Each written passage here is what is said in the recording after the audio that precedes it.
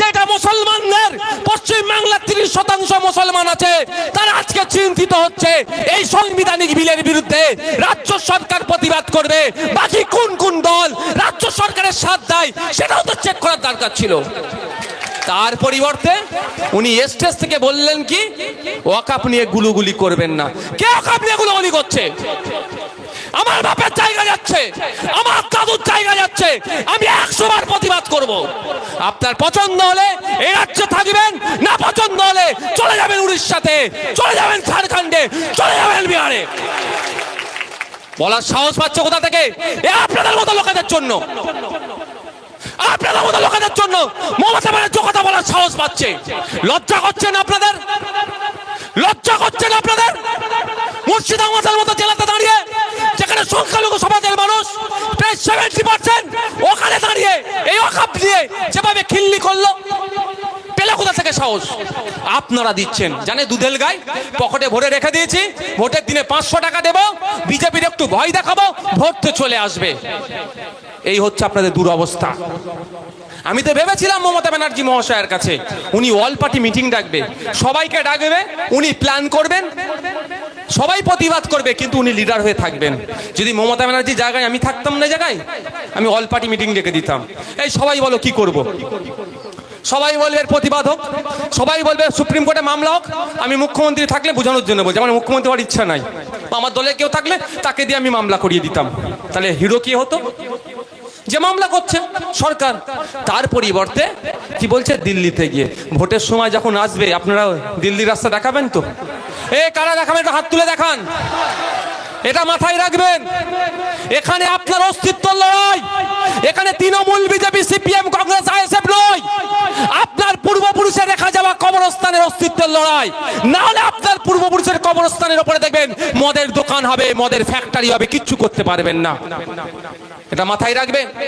যখন আইনটা পাস হয়েছে, সংখ্যার ভিত্তিতে পাস করালেও আমি তার কয়েকদিনের মধ্যেই আপনাদের উদ্দেশ্যে বলছি, একটা পোস্ট করেছিলাম আমার অ্যাডমিনকে দিয়ে, যে তুমি আমাকে মারলেও আমি এই আইনের পরিবর্তে, তুমি আমাকে জেলে দিলেও আমি এই আইনের পরিবর্তে, তুমি আমাকে খুন করলেও আমি এই আইনের পরিবর্তে। আজকে এখানে দাঁড়িয়ে বলছি, ফকির সাহেবের হুজুরের এই এলাকায় দাঁড়িয়ে বলছি, এই আইনের বিরুদ্ধে আমার জীবনের শেষ দিয়ে আমি লড়াই করব প্রত্যাহারের জন্য। বুঝতে পারছেন, এটা শুধু মুসলিম হিন্দুর ব্যাপার নয়, সংবিধানকে রক্ষার লড়াই।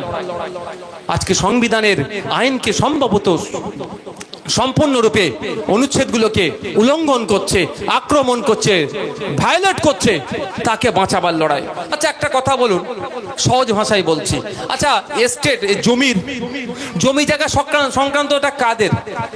যৌথ লিস্টে না স্টেটের লিস্টে? আমি আপনাদের বলে রাখি, কিছু কিছু আইন আছে যেটা কেন্দ্র আর সরকার মিলে যৌথ লিস্ট বলে, ডিসাইড করে, আর কিছু আছে সেই পলিসি রাজ্য তৈরি, সেই রাজ্য তৈরি করে। জমি জায়গার পলিসি কে তৈরি করে জানেন? রাজ্য। এখন কেন্দ্র সরকার সব ক্ষমতাটা রাজ্য থেকে কেড়ে নিয়ে কেন্দ্র নিজের হাতে রাখার চেষ্টা করছে। তাহলে এর বিরুদ্ধে তো আগে প্রতিবাদ করা দরকার।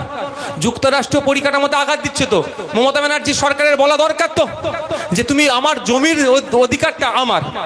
কারণ আপনাকে বলি, আপনাদের এখানে অনেকে শুনেছেন তো, অনেকে এই যে হাইওয়ে গুলো এক্সটেনশন হয়, যখন রাস্তা চওড়া হয় না, যেটা ন্যাশনাল হাইওয়ে, বা বাদ দিন ট্রেন লাইন যখন নতুন ফেলে, কেন্দ্র সরকার কি বলে? কেন্দ্র সরকারের রেলওয়ে মিনিস্ট্রি কি থেকে কি বলে? রাজ্য সরকারের কাছে চিঠি আসে যে আমি ওইখানে এই লাইনটা করতে চাই, এই মথুরাপুর থেকে শিয়ালদা বা যে কোনো লাইন আমি করতে চাই, এই লাইন করা, আমি এই দিক দিয়ে লাইনটা নিয়ে যেতে চাই, এই জমিগুলো আমাকে তুলে দাও, বলে না? ক্ষতিপূরণ রেল দিয়ে দেয়। তোলার দায়িত্ব কার থাকে? রাজ্যের থাকে।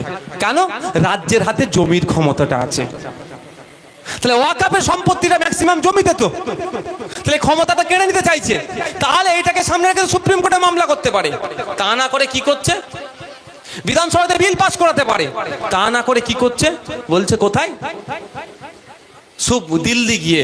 তা আপনাদের মধ্যে যদি মাথায় যদি থাকে, তাহলে দিল্লির রাস্তাও কিন্তু আপনাদেরকে দেখাতে হবে। দিল্লির রাস্তা আপনার দেখাতে হবে। এই ভয় যদি পেয়ে যান, অমুক চলে আসবে, তমুক চলে আসবে, ভাই এ না এসো কি আছে, না এসো কি আছে, আমাকে উত্তর দেন তো, বলেন। শুভেন্দু অধিকারী এই ক্যানিং এ কদিন আগে ট্রেনের মধ্যে জয় শ্রীরাম না বলে মার কি মেরেছে কদিন আগে। এটা তো উত্তরপ্রদেশ নয় তো, এটা বিজেপি পরিচালিত রাজ্য নয় তো, মার খেতে হচ্ছে, তাদের বিরুদ্ধে অ্যাকশন নিয়েছে।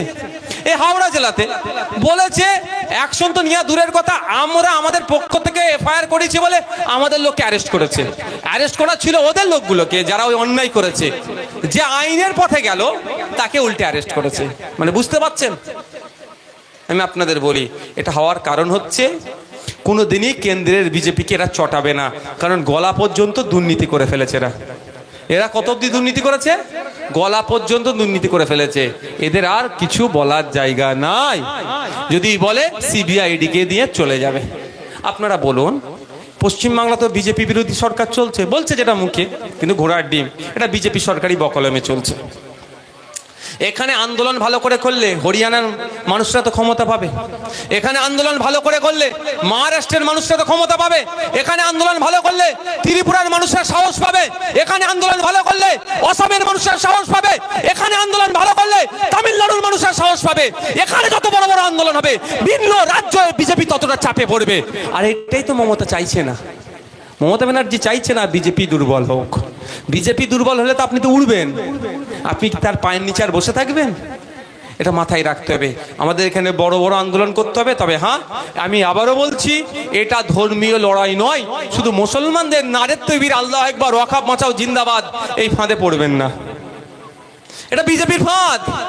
আমরা কেউ ইচ্ছাকৃতভাবে কেউ না বুঝেই ফাঁদে পড়ে যাচ্ছি। বিজেপি চাইছে ওয়াকাফ বাঁচানোর জন্য তকবির দিয়ে আন্দোলন হোক। যখনই আপনি তকবির দেবেন, আপনি আপনার পাশে হিন্দু ভাইকে পাবেন, এ ভাই বলুন, আদিবাসী ভাইকে পাবেন, দলিত ভাইকে পাবেন, বলবো ওটা ধর্মীয় ব্যাপার, ওরা বুঝেনি। এটা তো বিজেপি চাইছে, সেই ফাঁদে আপনি পা দেবেন কেন? সংবিধান রক্ষা করতে এসেছি আমরা। সংবিধান রক্ষার জন্য কি হবে?